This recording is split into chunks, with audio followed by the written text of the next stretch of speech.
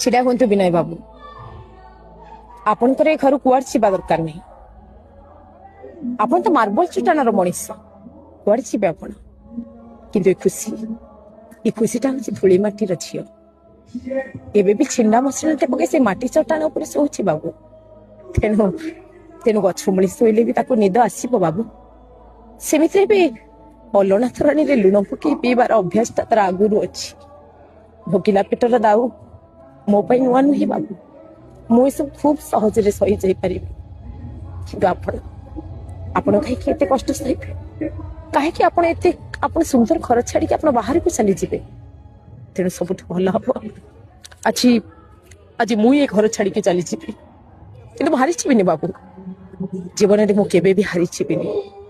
ମୋ ପିଲାଟାକୁ ସିନା ତା ବାପାର ସ୍ନେହ ଦେଇପାରିବିନି, କିନ୍ତୁ ମାର ମମତା ଦେଇ ବଡ କରିବି।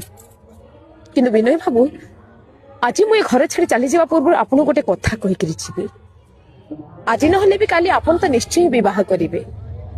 ଯଦି ଆପଣଙ୍କର ଗୋଟେ ଝିଅଟେ ହେଲା, ଆପଣଙ୍କର ସେଇ ଝିଅ ଯଦି କେବେ କାନ୍ଦି କାନ୍ଦି ଆସି ଆପଣଙ୍କୁ ପଚାରେ, ବାପା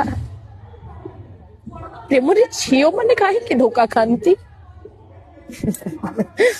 ଆପଣ ତାକୁ କହିବେ ବାବୁ।